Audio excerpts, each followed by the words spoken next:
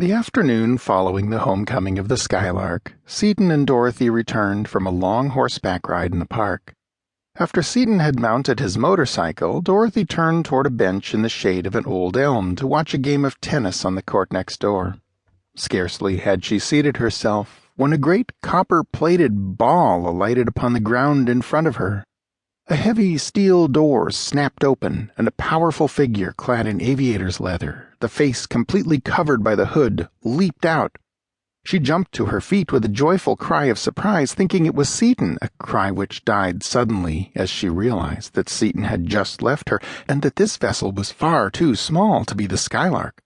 She turned in flight, but the stranger caught her in 3 strides. She found herself helpless in a pair of arms equal in strength to Seaton's own. Picking her up lightly as a baby, Duquesne carried her over to the space car. Shriek after shriek rang out as she found that her utmost struggles were of no avail against the giant strength of her captor, that her fiercely driven nails glanced harmlessly off the heavy glass and leather of his hood, that her teeth were equally ineffective against his suit. With the girl in his arms, Duquesne stepped into the vessel, and as the door clanged shut behind them, Dorothy caught a glimpse of another woman, tied hand and foot, in one of the side seats of the car. "Tie her feet, Perkins," Duquesne ordered brusquely, holding her around the body so that her feet extended straight in front of him. "She's a wildcat." As Perkins threw one end of a small rope round her ankles, Dorothy doubled up her knees, drawing her feet as far away from him as possible. As he incautiously approached, she kicked out viciously, with all the force of her muscular young body behind her heavy riding boots.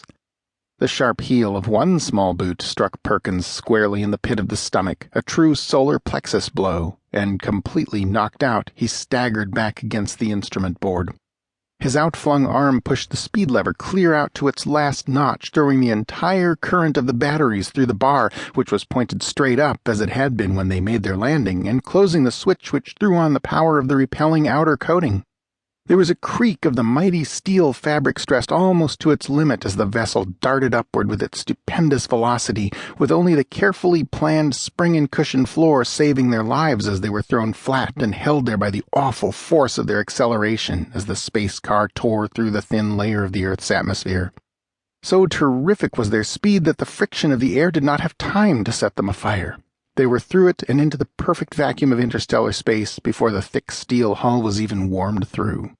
Dorothy lay flat upon her back just as she had fallen, unable even to move her arms, gaining each breath only by a terrible effort. Perkins was a huddled heap under the instrument board. The other captive, Brookings' ex-secretary, was in somewhat better case as her bonds had snapped like string and she was lying at full length in one of the side seats, forced into that position and held there as the design of the seats was adopted for the most comfortable position possible under such conditions. She, like Dorothy, was gasping for breath, her straining muscles barely able to force air into her lungs because of the paralyzing weight of her chest.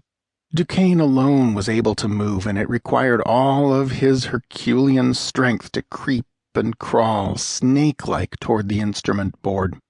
Finally attaining his goal, he summoned all his strength to grasp not the controlling lever, which he knew was beyond his reach, but a cutout switch only a couple feet above his head. With a series of convulsive movements, he fought his way up, first until he was crouching on his elbows and knees, then into a squatting position. Placing his left hand under his right, he made a last supreme effort.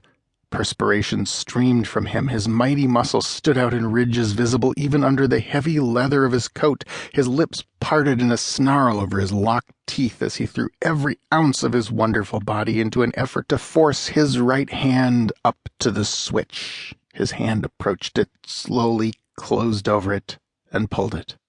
The result was startling. With the mighty power instantly cut off, and with not even the ordinary force of gravitation to counteract the force Duquesne was exerting, his own muscular effort hurled him up toward the center of the car and against the instrument board. The switch, still in his grasp, was again closed. His shoulder crashed against the levers which controlled the direction of the bar, swinging it through a wide arc. As the ship darted off in a new direction with all its old acceleration, he was hurled against the instrument board, tearing one end loose from its supports and falling unconscious to the floor on the other side. After a time which seemed like an eternity, Dorothy and the other girl felt their senses slowly leave them. To keep listening to this audiobook, I've left you a link in the description so you can do it, at no cost thanks to Audible's 30-day free trial.